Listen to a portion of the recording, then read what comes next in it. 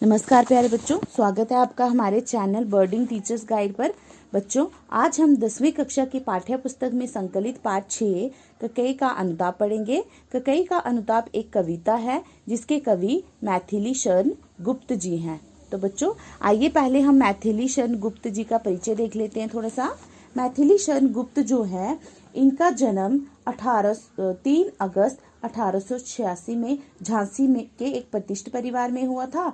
और राम भक्ति और काव्य रचना की प्रवृत्ति जो है वो उन्हें अपने पिता से उत्तराधिकार में प्राप्त हुई थी। मतलब इनको जो राम भक्ति करने की जो काव्य रचना करने की जो प्रेरणा है, ये इनको अपने पिता से प्राप्त हुई थी। उसके बाद आप इसमें बताओगे कि मैथिली शरण गुप्त जी को राष्ट्रकवि कहा जाता है। उनको राष्ट्रकवि क्यों कहा जाता है? क्योंकि उनकी काव्य रचनाओं में हमें राष्ट्र प्रेम और देश प्रेम की भावना अधिक देखने को मिलती है, जिस कारण उन्हें राष्ट्रकवि कहा जाता है। और मैथिली शरण गुप्त जी को एक पारितोषिक मिला था। पारितोषिक हो गया पुरस्कार या इनाम। और पारितोषिक गुप्त जी को जो है वो मंगला प्रसाद पारितोषिक मिला था। गुप्त जी को मंगला प्रसाद पारितोषिक मिला था। गुप्त जी आरंभ में जो है वो ब्रजभाषा में लिखते थे, किंतु बाद में उन्हें महावीर प्रसाद द्विवेदी से प्रेरणा मिली, तब उन्होंने खड़ी बोली में लिखना आरंभ किया। तो आइए उनकी कुछ रचनाएं उनकी देख लेते हैं। पहले रचनाएं देखने से पहले हम उनकी काव्य की कुछ विशेषताएं देख लेते हैं। उनके काव्य में क्या क्या विशेषताएं हैं? उनके काव्य में विश्व बंधुत्व की भावना होती है, राष्ट्रीयता की भावना होती है, और उनके काव्य में ज्यादातर क्या होता है, भारत के गौरवशाली अतीत पर प्रकाश में लाना। ये उनके काव्य की मुख्य विशेषता है। नारी के प्रति सहानुभूति तथा करुणा जो है इनके काव्य की कुछ मुख्य विशेषताएं हैं। ये इनके काव्य की विशेषता है। तो आइए अब हम देख लेते हैं इनकी कुछ प्रमुख रचनाएं। तो देखते हैं, रंग में भंग, जयद्रथ वध, भारत भारती, यशोधरा, साकेत। तो अब देखते हैं जो ककई का जो अनुताप जो है, ये गुप्त जी का ये पाठ जो है वो गुप्त जी के महाकाव्य साकेत से लिया गया है। साकेत जो है, साकेत में क्या है, श्री राम के बारे में ही वर्णन किया गया है, किंतु ये साकेत का एक अंश है, एक भाग है, साकेत में से एक भाग लिया गया है। तो साकेत में श्री राम की नगरी अयोध्या का दूसरा नाम है। साकेत का अर्थ क्या है? साकेत जो है वो श्री राम की नगरी जो अयोध्या है उसका दूसरा नाम साकेत है। इस काव्य में अयोध्या में घटने वाली घटनाओं के केंद्र में रखकर राम कथा कही गई है। साकेत जो महाकाव्य है, इसमें अयोध्या में घटने वाली जितनी भी घटनाएं हैं उस घटना के बारे में बताया गया है। इस कवितांश, लेकिन जो ककई का अनुताप कविता है, मतलब साकेत का जो ये एक अंश है ककई का अनुताप, इसमें उस समय का वर्णन है जब ककई जो है वनवासी राम को घर वापस जाने के लिए अनुरोध करती है। इसमें क्या बताया गया है कि जो ककई जो है वो दशरथ जो है उनके राम के जो पिता हैं दशरथ, उनसे 3 वरदान जो वचन जो होते हैं वो मांगती है। उसमें वो वनवास, राम एक वचन जो होता है उसमें राम को वनवास दिया जाता है, किंतु बाद में उसका बहुत पश्चाताप होता है कि उसे ऐसा नहीं करना चाहिए था। तो जब राम जी जो है वो वनवास चले जाते हैं, तो जो ककई है उन राम जी को जो वनवासी राम जी हैं उनको घर वापस जाने के लिए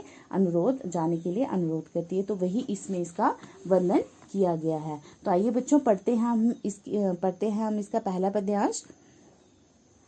यह सच है तो अब लौट चलो तुम घर को, चौंके सब सुनकर अटल ककई स्वर को। सबने रानी की ओर अचानक देखा, वैद्य तुषारावृता तथा विधु लेखा। बैठी थी अचल तथापि असंख्य तरंगा, वह सिंही अब थी हाहा गोमुखी गंगा। तो बच्चों, इसका प्रसंग और व्याख्या करने से पहले हम इसके कुछ शब्दार्थ देख लेते हैं। पहले चौंके मतलब चौंकना, अटल मतलब दृढ़, ककई स्वर हो गया ककई की आवाज, तुषारावृता कोहरे से ढकी हुई, विधु लेखा चांदनी की किरणें, अचल हो गया स्थिर, तथापि हो गया तो भी, असंख्य तरंगा हो गई अनगिनत लहरें, गोमुखी होगी गोमुख स्थान से निकलने वाली, गोमुखी हो गई गोमुख स्थान से निकलने वाली। तो बच्चों अब आपने प्रसंग इसका कुछ इस तरह से लिखना है।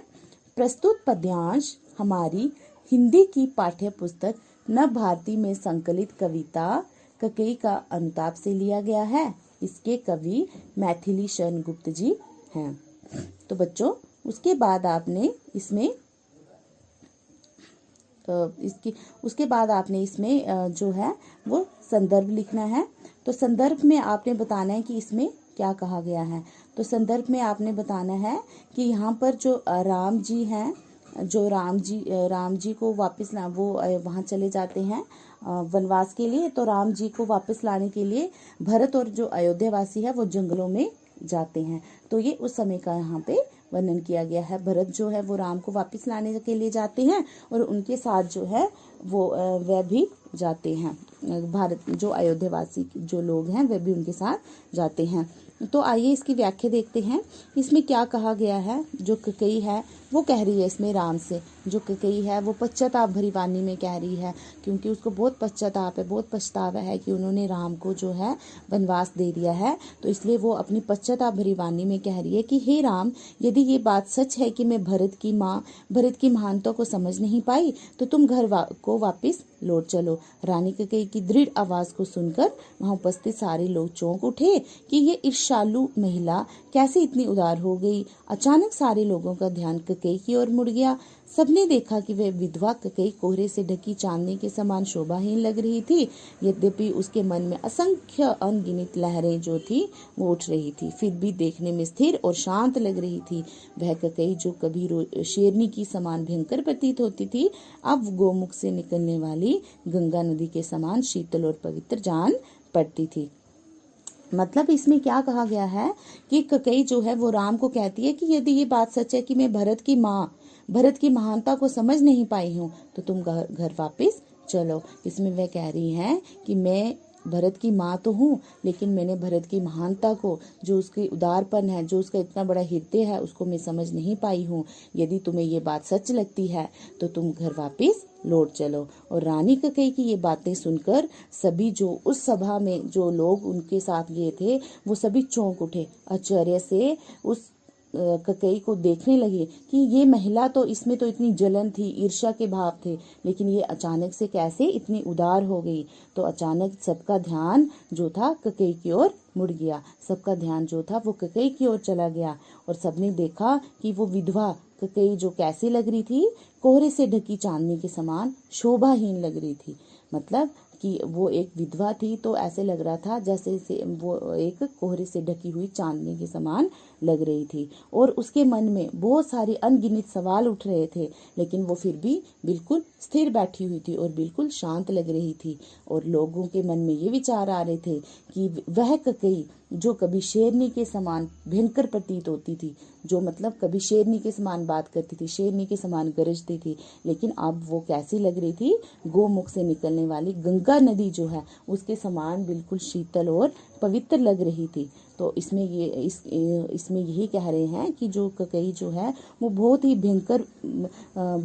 भयंकर प्रतीत होती थी, क्योंकि वो शेरनी के समान गरजती थी, लेकिन अब वो कैसे लग रही थी, बिल्कुल गोमुख से निकलने वाली जो गंगा नदी है उसके समान शीतल और पवित्र लग रही थी। क्यों लग रही थी? क्योंकि उसके मन में पश्चाताप की भावना थी। उसको इस बात का पछतावा था कि उसने राम को वनवास के लिए भेज दिया है।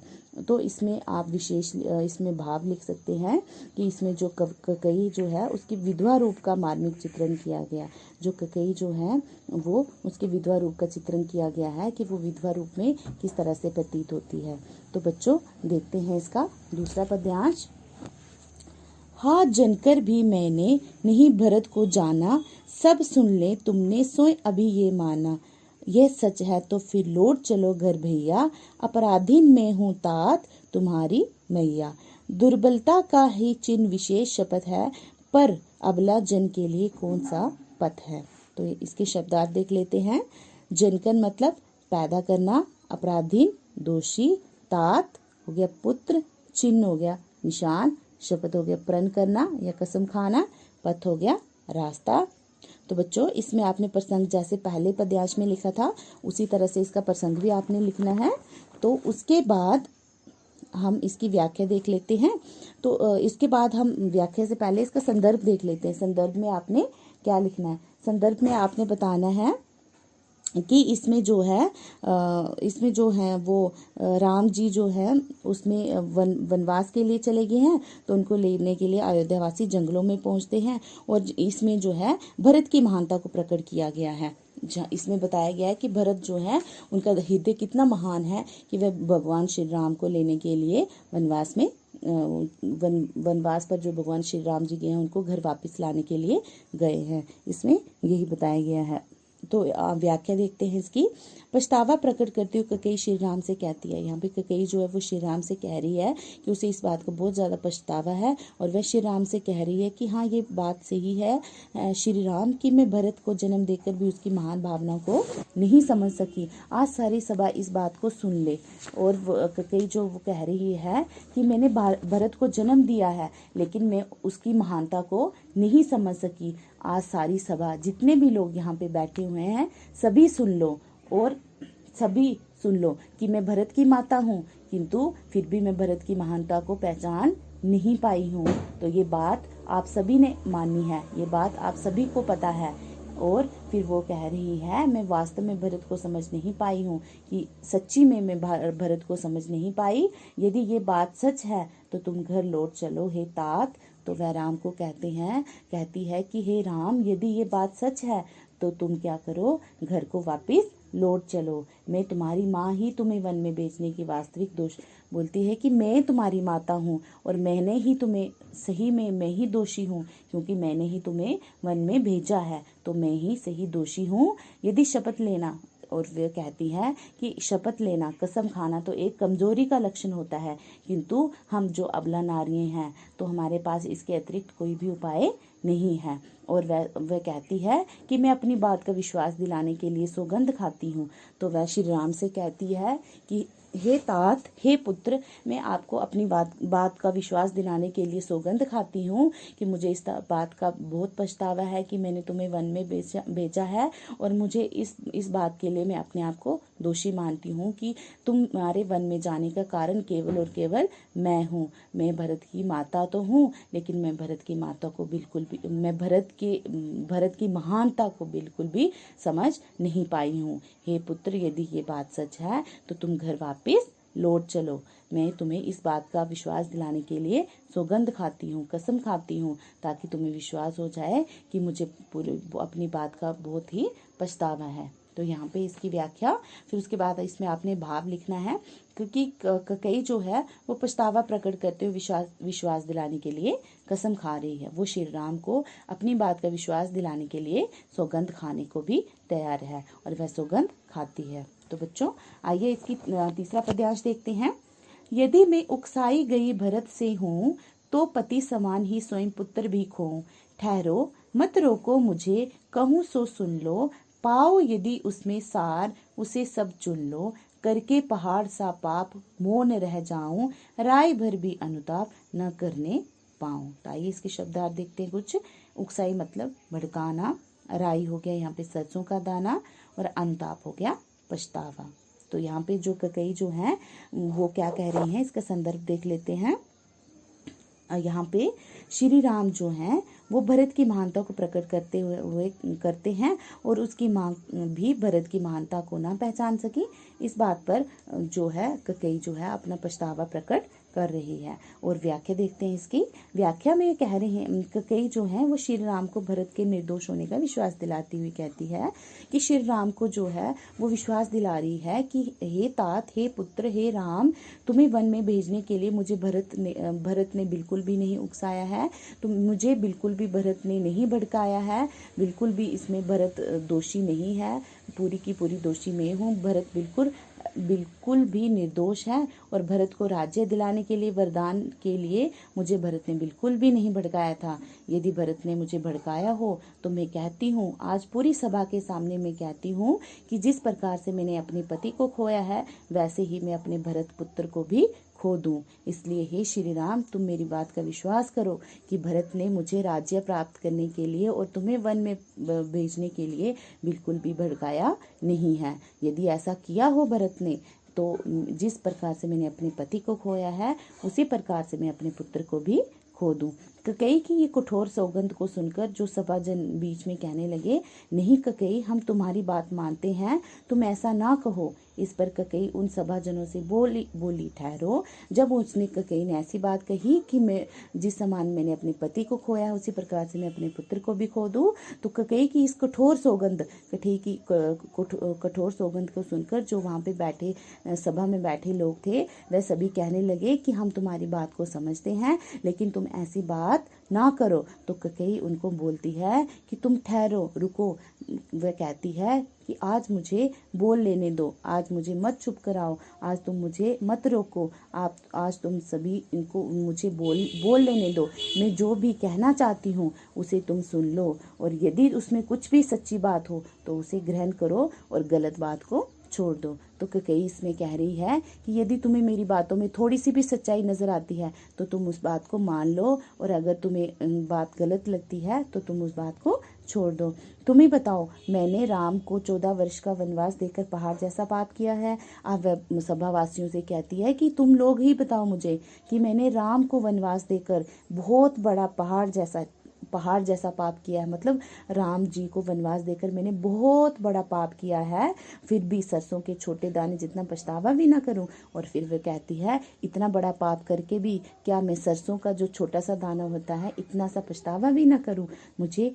तुम मुझे पछतावा करने से मत रोको, मुझे अपने पाप को स्वीकार करने दो। तो इसमें ककेई कहती है कि मैंने बहुत बड़ा पाप किया है राम को वनवास में भेजकर, लेकिन अब मैं थोड़ा सा इसके लिए पछतावा करना चाहती हूँ, और तुम लोग मुझे पछतावा करने से मत रोको, मुझे अपने पाप को स्वीकार करने दो। तो इसमें आपने भाव लिखना है कि कवि ने ककेई का पछतावा दिखाकर उसके चरित्र को उज्जवल बनाने का यत्न किया है। मतलब कवि ने इसमें बताया हुआ है कि उसको ककेई को अपने किए पर पछतावा है, तो इससे उसका थोड़ा सा चरित्र उठाने की कोशिश की गई है। तो बच्चों, इसका चौथा पद्यांश पढ़ते हैं। थी सन क्षत्र शशि निशा ओस टपकाती, रोती थी नीरव सभा हृदय थपकाती, उल्का सी रानी दिशा दीप्त करती थी, सब में भय विस्मय और खेद भरती थी, क्या कर सकती थी मरी मंथरा दासी, मेरा ही मन रह सका न निज विश्वासी। तो बच्चों,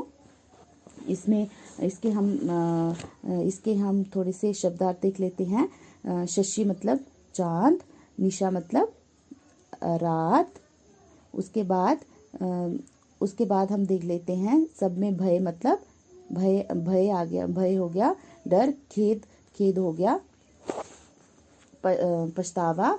और उसके बाद हम इसका देखते हैं प्रसंग। उसी प्रकार से आपने लिखना है जिस प्रकार से आपने पहले पद्यांश में लिखा था, उसी प्रकार से आपने इसमें प्रसंग लिखना है। तो आइए इसकी व्याख्या देखते हैं, संदर्भ देखते हैं। संदर्भ में इसमें बताया गया है कि उसको इस बात का पछतावा है, और वह कह रही है कि मंथरा जो दासी है, उसकी दासी जो ककेई की मंथरा दासी है, उसकी दासी का नाम मंथरा है, और जो ककेई है वह कह रही है कि मंथरा भला क्या कर सकती थी। मंथरा जो थी उसके उकसाने से कुछ नहीं होता। यदि मेरा ही मन मेरे बस में नहीं था तो मंथरा क्या करती, लेकिन मेरा ही मन मेरे बस में नहीं था। तो इसमें ये बताया गया है। तो देखते हैं इसकी व्याख्या। इसमें जो है वो ककेई कहती है, जैसे टूटे हुए तारे से सारी दिशाएं प्रकाशित हो उठती हैं, उसी प्रकार ककेई अपनी तेज से रात्रि में वन की सब दिशाओं को प्रकाशित कर रही थी। अर्थात वह अपने तेजस्वी वचनों से राम के लौटने का कुछ भरोसा बंधा रही थी। उसके पछतावे को सुनकर सभाजनों के हृदय में रानी के लिए दुख के भाव आ जा रहे थे। मतलब इसमें बताया गया है कि जैसे टूटे हुए तारे से सारी दिशाएं प्रकाशित हो उठती हैं। जैसे तारा टूटता है जब, तो उससे सारी दिशाएं जो है प्रकाशित हो उठती हैं, उसी प्रकार से ककेई जो अपने तेज से जो अपनी बातें हैं उससे पूरी रात्रि में वन की सभी दिशाओं को प्रकाशित कर रही थी। कहने का मतलब ये है कि वह अपने तेजस्वी वचनों से, जो उसके वचन है, जो अपने तेजस्वी जो पछतावे भरे उसके वचन है, उससे राम को घर लौटने का भरोसा दिला रही थी। और उसके पछतावे को सुनकर जो वहां पे बैठे हुए लोग थे वह सभी उनके मन में जो थे उस रानी के लिए, उस ककेई के लिए, उन सभा जनों के हृदय में जो थे वो दुख के भाव कभी आ रहे थे कभी जा रहे थे। तो उसमें ककेई बोलती है, बेचारी मंथरा तो एक सामान्य दासी ही थी। वह कहती है मंथरा के बारे में कि मंथरा तो एक दासी ही थी, वह क्या कर सकती थी, अतः उसे गलत सलाह देने का दोष नहीं दिया जा सकता। वह मंथरा पर भी दोष नहीं देती है ककेई इसमें। ककेई कहती है मंथरा तो एक सामान्य सी दासी थी, वह मुझे सलाह क्या देती, उसे गलत सलाह देने का दोष नहीं दिया जा सकता, क्योंकि गलत तो मैं ही हूँ, वास्तव में मेरा मन ही दोषी है जो खुद अपने बस में ना रह सका और जो लोभ को देकर डगमगा गया। तो इसमें आपने भाव में लिखना है कि ककेई जो है स्वयं को दोषी और दासी मंथरा को निर्दोष मान रही है। तो बच्चों आज हम 4 ही इसके व्याख्या पद्यांश करेंगे, तो हम इसके अगले जो 4 पद्यांश हैं वो हम अगले भाग में करेंगे। तो बच्चों मुझे आशा है कि आपको जो लोभ को देकर डगमगा गया, तो इसमें आपने